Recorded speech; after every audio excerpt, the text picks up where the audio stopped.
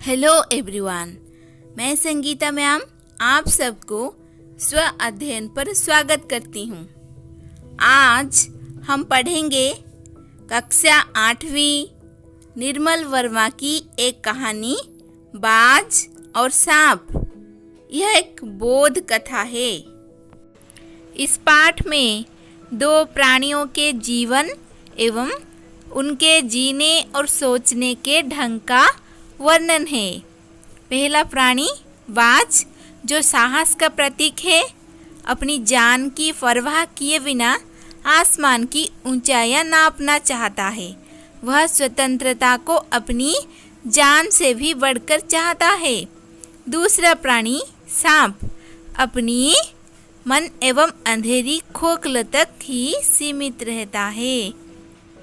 बाज का साहस सांप में भी साहस भर देता है, इसीलिए वह भी एक बार आसमान की ऊंचाइयां नापना चाहता है। इस कहानी के माध्यम से लेखक हमें बताना चाहते हैं कि किस तरह से हर प्राणी अपने स्वभाव के कारण अलग अलग व्यवहार प्रदर्शित करता है। इस बात को ही कहानी में दर्शाया गया है।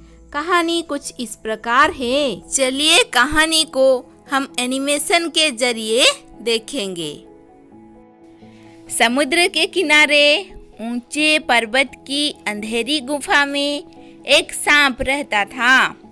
समुद्र की तूफानी लहरें धूप में चमकती, झिलमिलाती और दिन भर पर्वत की चट्टानों से टकराती रहती थी। पर्वत की अंधेरी घाटियों में एक नदी भी बहती थी। अपने रास्ते पर बिखरे पत्थरों को तोड़ती, शोर मचाती हुई यह नदी बड़े जोर से समुद्र की ओर लपकती जाती थी। जिस जगह पर नदी और समुद्र का मिलाप होता था, वहाँ लहरें दूध के झाग सी सफेद दिखाई देती थीं। अपनी गुफा में बैठा हुआ सांप सब कुछ देख रहा था। लहरों का गर्जन, आकाश में छिपती हुई पहाड़ियाँ, टेढ़ी मेढ़ी बलखाती हुई नदी की गुस्से से भरी आवाजें। वह मन ही मन खुश होता था कि इस गर्जन तर्जन के होते हुए भी वह सुखी और सुरक्षित है। कोई उसे दुख नहीं दे सकता। सबसे अलग, सबसे दूर वह अपनी गुफा का स्वामी है। ना किसी से लेना, ना किसी से देना। दुनिया की भागदौड़, छीना झपटी से वह दूर है। सांप के लिए यही सबसे बड़ा सुख था। एक दिन एकाएक आकाश में उड़ता हुआ खून से लथपथ एक बाज सांप की उस गुफा में आ गिरा। उसकी छाती पर कितने ही जख्मों के निशान थे, पंख खून से सने थे और वह अधमरा सा जोर शोर से हाँफ रहा था। जमीन पर गिरते ही उसने एक दर्द भरी चीख मारी और पंखों को फड़फड़ाता हुआ धरती पर लौटने लगा।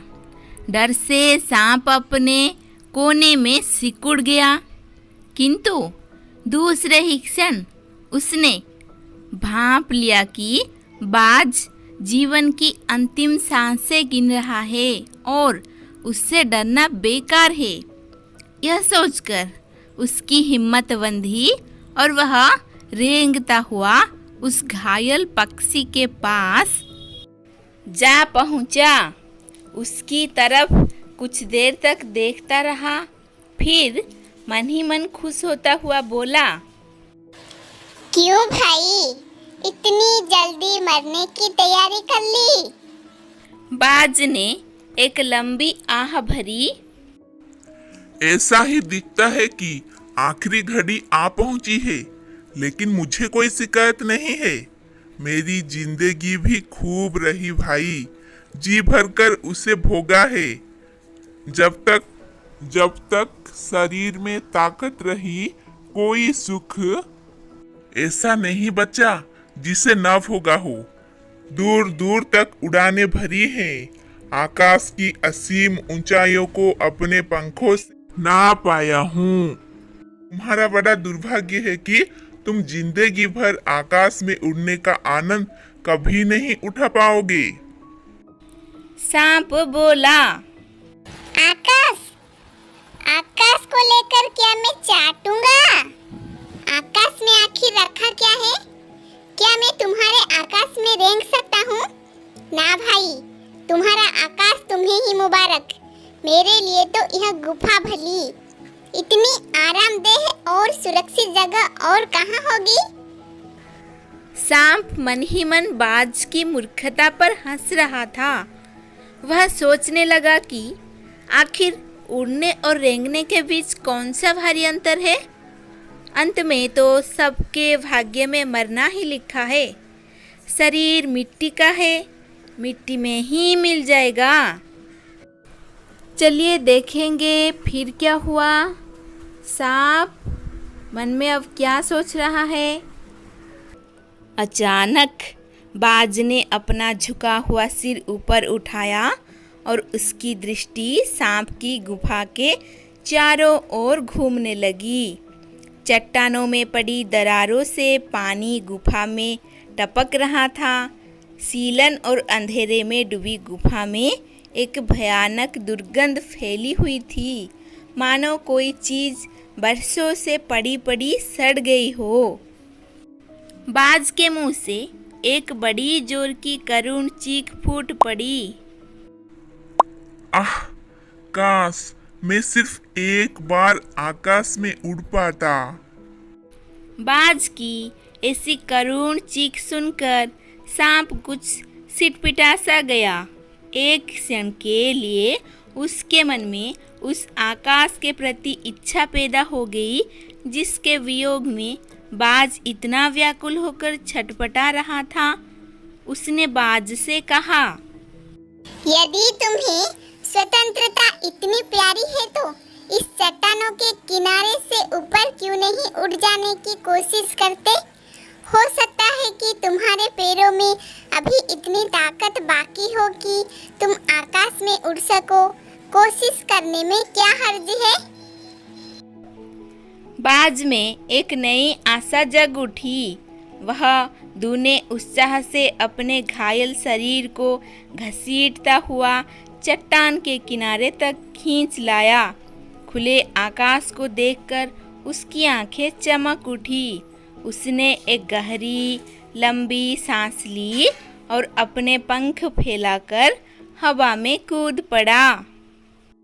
किंतु उसके टूटे पंखों में इतनी शक्ति नहीं थी कि उसके शरीर का बोझ संभाल सके। पत्थर सा उसका शरीर लुढ़कता हुआ नदी में जा गिरा। एक लहर ने उठकर उसके पंखों पर जमे खून को धो दिया। उसके थके मांदे शरीर को सफ़ेद फेन से ढक दिया।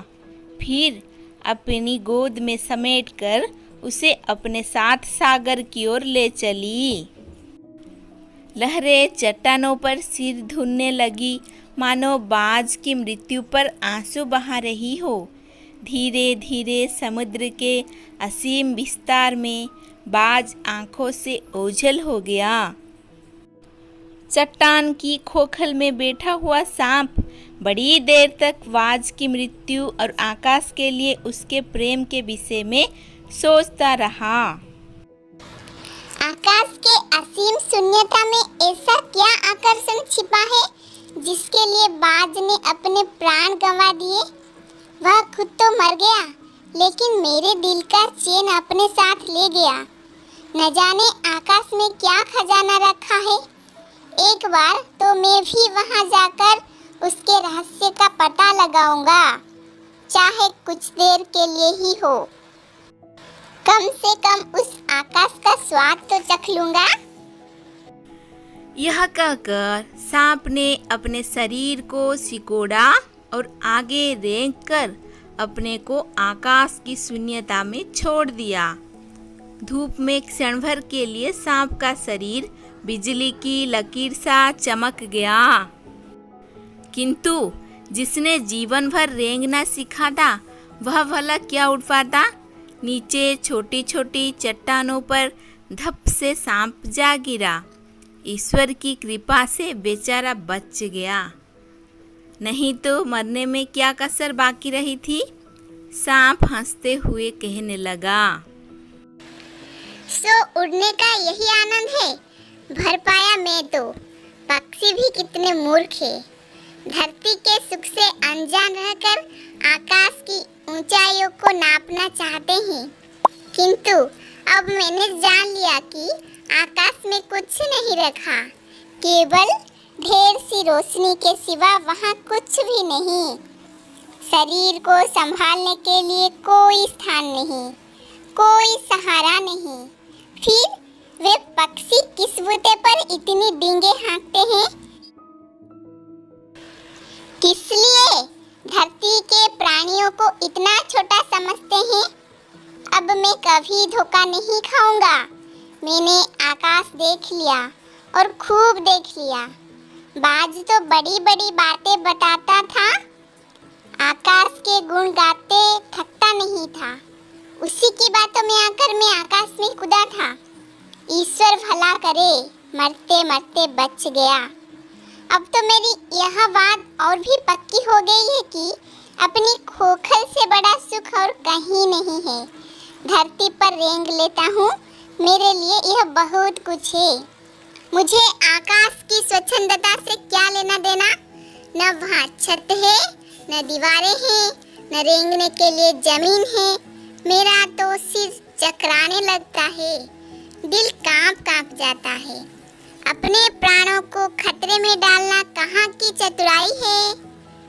सांप सोचने लगा कि बाज अभागा था, जिसने आकाश की आज़ादी को प्राप्त करने में अपने प्राणों की बाजी लगा दी।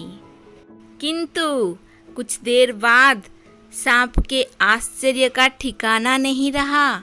उसने सुना चट्टानों के नीचे से एक मधुर रहस्यमय गीत की आवाज उठ रही है।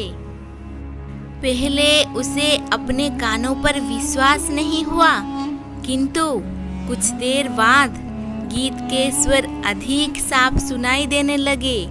वह अपनी गुफा से बाहर आया और चट्टानों से नीचे झांकने लगा। सूरज की सुनहरी किरणें, समुद्र का नीला जल झिलमिला रहा था। चट्टानों को भिगोती हुई समुद्र की लहरों में गीत के स्वर फूट रहे थे।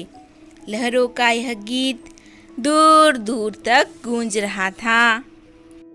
सांप ने सुना लहरें मधुर स्वर में गा रही है।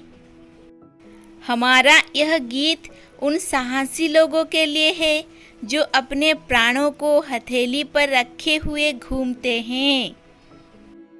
चतुर वही है जो प्राणों की बाजी लगाकर जिंदगी के हर खतरे का बहादुरी से सामना करे।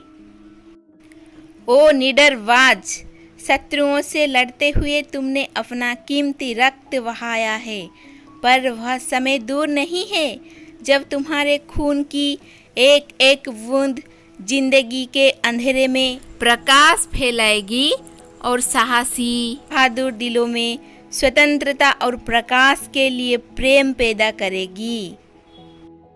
तुमने अपना जीवन बलिदान कर दिया, किंतु फिर भी तुम अमर हो। जब कभी साहस और वीरता के गीत गाए जाएंगे, तुम्हारा नाम बड़े गर्व और श्रद्धा से लिया जाएगा। हमारा गीत जिंदगी के उन दीवानों के लिए है जो मरकर भी मृत्यु से नहीं डरते।